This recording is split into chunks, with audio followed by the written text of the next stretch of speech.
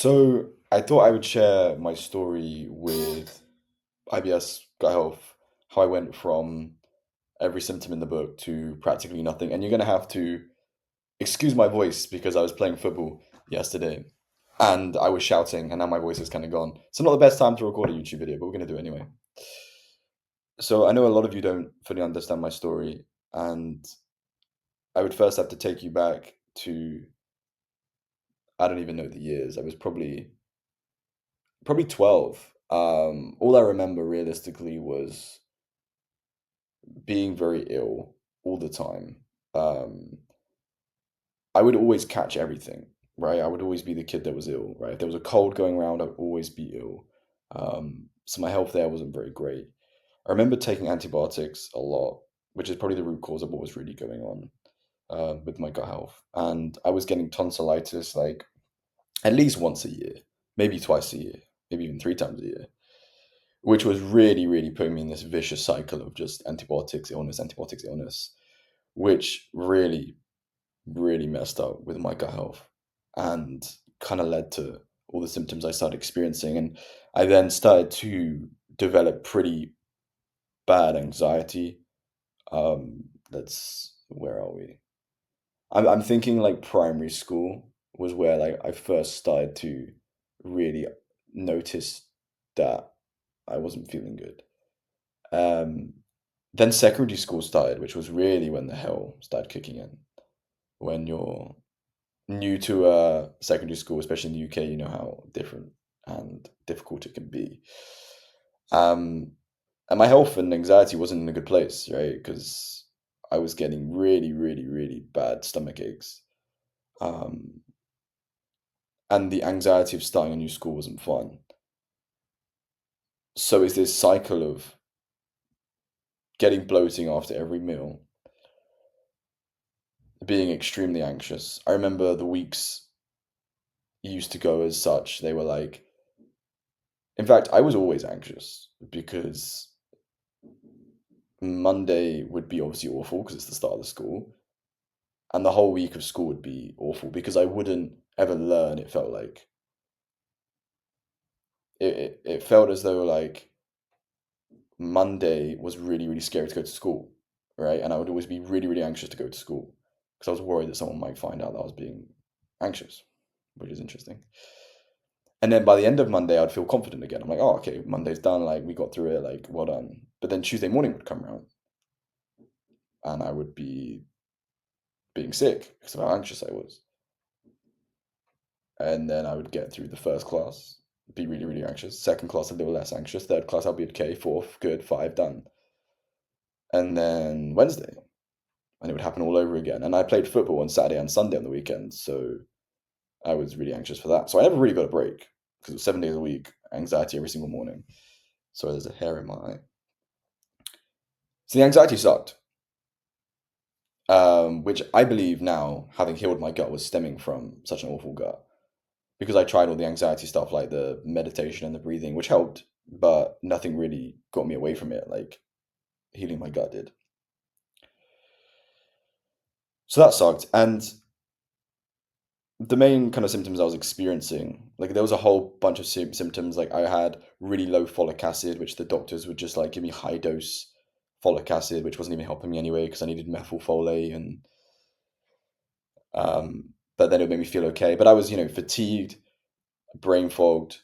The worst thing was the pain, right? Every 2, 3 times a week, I was getting excruciating pain. Sometimes I'd be sick, and that in itself was causing anxiety. I remember playing football and like you'd go to training, and I had to like turn back a few times because my stomach was in pain. Um, and going on holidays was awful, right? Going out with friends was not fun because I was dealing with anxiety, stomach pains, OCD, pretty much. Um, and every other symptom you can kind of think of. Right, I had eye floaters, which still come and go now, but they were quite bad. Um, I had, again, as I mentioned, fatigue, because I would just come home from school and just sleep. That'd be my life essentially. And that was the circle that I had for years, probably like 3, 4 years, and I do really, really, sympathize with people that go to the doctors because the doctors failed me, so I understand that they fail everyone in this country when it comes to these kind of issues. Um, well, most people anyway. So, I remember going about, like, anxiety and being sick and, having stomach aches, and I think they just said, "Oh, it's anxiety, you'll be fine," which I wasn't. Um, and I think I told them about my stomach aches, and they were like, "Oh, yeah, it's just IBS," and, I went for a blood test, stool test. And the interesting thing is like they did the blood test, they did the stool test, and then that was it. Like nothing changed. Like I was still in pain. I was still like life sucked. But once they were like, "Oh yeah, you're," so they look for a certain inflammatory marker called calprotectin in the stool test. If that isn't above the reference range, or your bloods don't show anything untoward, then you don't even talk to them. In my experience, like they just go, "Oh, okay, you're fine." But nothing in your symptom in your life changes. Like you're still struggling every day. You don't get to like a follow up or like explain the thing. It's just like, okay, you're fine because I don't know whether they're overwhelmed or they just don't care or whatever. So then it was like, oh, like I'm fine. Now what do I do?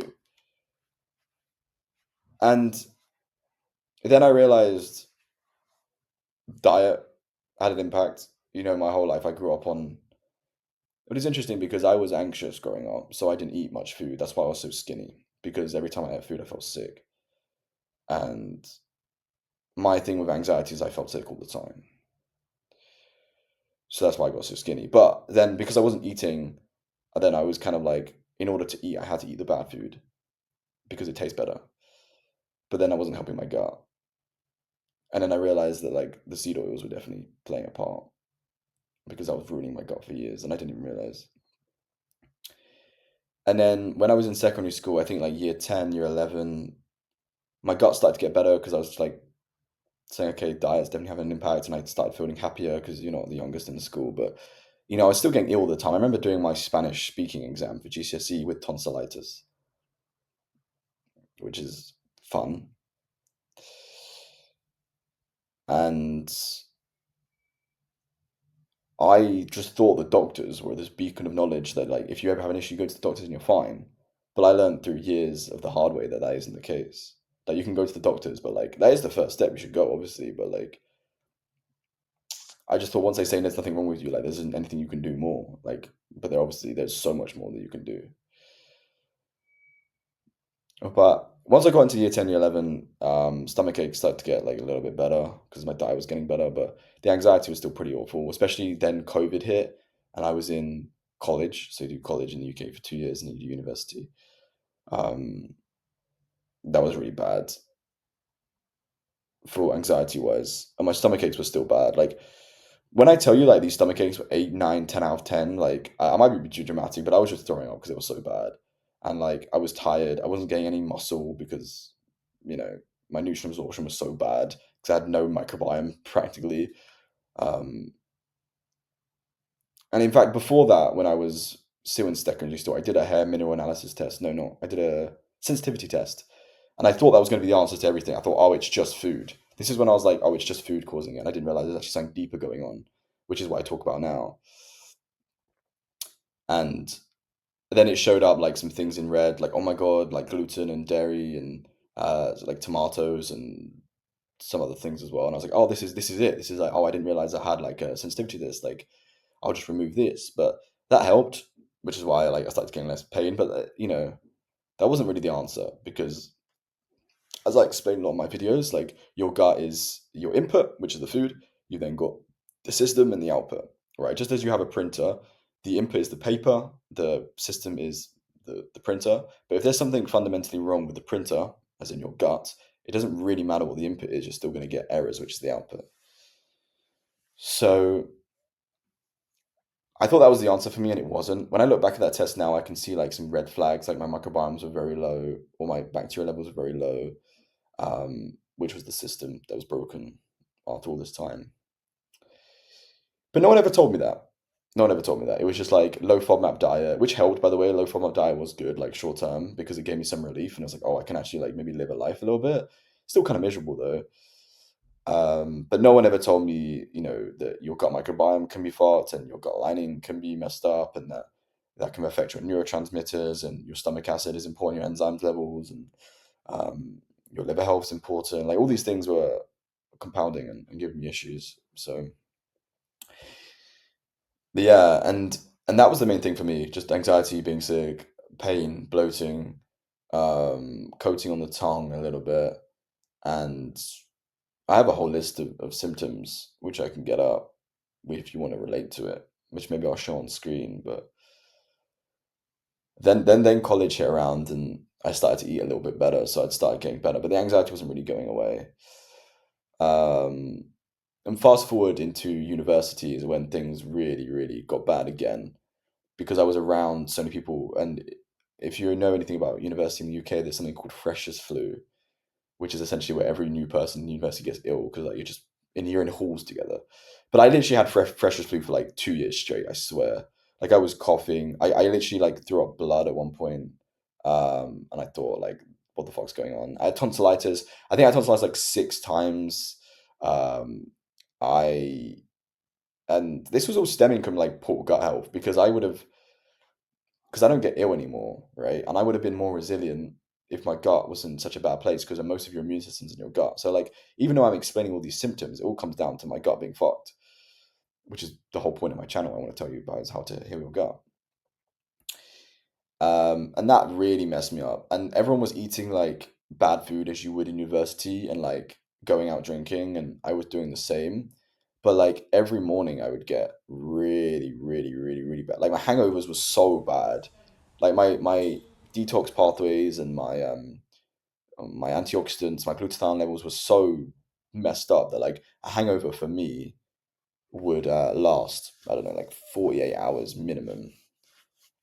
Now I understand that I don't really get hangovers anymore, which is amazing. But yeah, those mornings of having pizza and I would just die. I mean, it was always a joke around my friends, like, "Oh, Will's dying," like, really, really bad stomach pain and being sick and that. But yeah, freshers flu was rough. Just getting really, really ill all the time, um, and that kind of sucked. That kind of sucked, and that's kind of when I realized that like, oh, everyone like partly in my mind, like I just thought IBS was normal. I thought people get stomach aches. Like there was a whole time for me for like years and years and years where I'm like, oh, getting pain in your stomach is like normal, right? It's just like how you pass or whatever. But that wasn't the case. Once I started living around people my age, I'm like, wait, you don't have this? Like, what the fuck's going on? And that's when I started like, wow, like I'm much different to these guys. These guys can drink, I can't because I just die. They can eat Domino's pizza, I can't because I just die. So that was when I really realized, like, oh wow, like I need to change this. And I really then started getting obsessed with everything in year two of university because mentally I was probably like awful. I was still getting like really, really, really bad stomach aches. Um, Abnormal stools, by the way. When I say that, it's like diarrhea. I don't want to be graphic, but that is how it was. Um, Let me actually have a look at all the symptoms. I don't want to miss anything. I think a lot of people like resonate when they hear like a symptom that they're dealing with, even though it's not really like that important because symptoms manifest in different ways. All it was like I healed my gut and like all this kind of went away.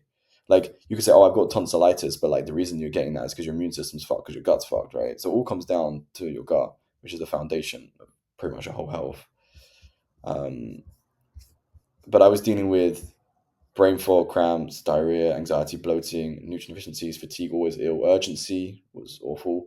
Overactive bladder, but I think that was anxiety. No muscle gain, high food sensitivities, mood issues. Like I had all this stuff, and then I kind of got obsessed with learning. I mean, it wasn't an easy journey because I felt like I was doing everything right, and it's one of those ones where you're doing everything better than your friends, and you seem to be putting in so much effort, and you're eating such a clean diet, but somehow they're better than you. And it's like what? And it's that weird, like you're putting more effort, but like you're getting less results. But that kind of went on for a couple of years, and I really, really learned everything that I had to learn, and I did everything in stages. People always ask me like, how long did it take to heal your gut? And I say years because it was years. And the whole point of me to help you is like, I took years to learn this. Why don't you learn from me in a few months? Because I've literally done results like this that took me years in literally like 2 months for people. It's crazy. And that's because like I did everything so weirdly. Like I did one thing here, one thing there, and I was changing my diet, and like I was adding in like this bit here, and like trying this healing method, and like it was so random and sporadic that it didn't really make sense. But over time, it did work. Like I was um, working on my gut microbiome. I was supporting my stomach acid. I was doing this. I was doing that. There's a whole like macro pillars that I talk about in my other videos, and it did take me a while to learn everything. And the whole point of me now is like, as I say, I now have a system that makes sense to you guys. And once I was in third year of university, things started like getting better. You know, anxiety was getting slightly better. Um, Stomach pains were rare unless I like really did something silly. Bloating was still there because I didn't fully understand why I was getting bloating. I couldn't tolerate red meat, which was an upper GI issue that I worked on later down the line anyway. So bloating was still bad. And I think that that was like the really like transitional period in year third year of university because I started to see results and I was like, I need to learn everything I can about this. And like I always had the mentality, even when I was like going through pain, like maybe not like in the height of it, but especially in later, I was and the thing that really took me far, which is what you need, is just like delusion in a way. Like when doctors tell you, oh, you can't fix this or it can't be healed, you just have to be like, no. Like, because if you agree with that, that doesn't even support you. You just have to, even if it doesn't make sense or it's not logical, you just have to believe that no, no, no, I can heal this, I can heal this, I can heal this. No matter what it is, whatever health issue you're dealing with, you have to have that level of delusion, and that's what I did. And I researched everything and read books and watched different podcasts, YouTubes, and learned everything I can about the gut health and health and what I can do. And I talk about that in my other videos as well. And I start to see some hope. And for me, it wasn't like a simple staircase of like, oh, nice. It was like this real big wave of like going from like height to them feeling like I lost all my progress, which is never true, by the way. You never lose all your progress because you just start from a new beginning of like knowing more. Um, so yeah. So my journey was very up and down, which I'm sure many of your journeys are as well. Um, and it's crazy to think back because even when I talk about my story now, I'm like, that doesn't feel like me. Like I really have to dig it out of my mind to be like, oh yeah, that did happen. Because when people ask me, I'm like, oh yeah. And now I realize that and then some days I'm like, don't realize how far like I've come to the point where like I can go on holiday and I don't get any bloating when eating like a non-ideal meal. Like if you have a lot of spaghetti, a lot of bread, I don't get bloating, right? Don't really get diarrhea anymore. Like practically never, unless I'm like doing some cleansing stuff that might happen. I haven't had like a bad stomach pain in God knows how long, like 2 years. Muscle, I look better than I ever have done. Fatigue, I mean, it's pretty normal. I don't get any fatigue anymore. So practically all those symptoms just went away, and it frustrates me that like there's so many people out there that are dealing with that, and I can literally help you. And if you need help, you can just go to the top link in my bio as well. But like I just see people who are struggling. I'm like, I know, like I know what you need to do. Like I see people complain about their stomach issues and they're still like having vegetable oil. I'm like, what are you doing? And the way that I knew that seed oils were bad for me is I had a shot of vegetable oil as a joke, and then it killed me the next day. And I was like, what did I even eat? Just the oil? Oh, it must be that. And then I start to make trends. Um, So I've definitely missed some stuff out in the story, but hopefully that makes you like relate to me a little bit. And that you can definitely get out of what I would call hell for a lot of it because, I mean, there was so many symptoms that came from it, but literally just by healing, healing my gut and using my framework, I didn't deal with some of these symptoms. Like I don't get ill, no tonsillitis, no anxiety, all these things which I thought were like their own symptom in their self was literally all just stemming from the cornerstone of your health, which is gut health. Like I always thought anxiety was like something that you just have or a neurotransmitter issue, which it kind of was because of gut health. But I thought it was like something you need therapy for, but it was literally just sorting out my gut. So crazy, crazy, crazy. But if any of you guys out there are struggling, I mean, just have unwavering delusion. Find people who have been through it to help you. Do your own research. But there's so much light in the end of the tunnel. I've had people tell me that there is no light, and I'm like, There's so much light. Like it's something that I don't even think about anymore. Like I leave the house, I go on airplanes, I go on trains, I don't have any like, oh my God, my stomach might, I don't get that anymore. Which at the end of the day is freedom. Because the stomach aches, the anxiety, it doesn't really matter. It's the freedom that you're restricted from not being able to play football or not being able to go on holiday or not being able to do this and that. Right? That's the only thing that we're looking for. And health freedom is probably the most important. We always talk about financial freedom, location freedom, but health freedom is severely underrated.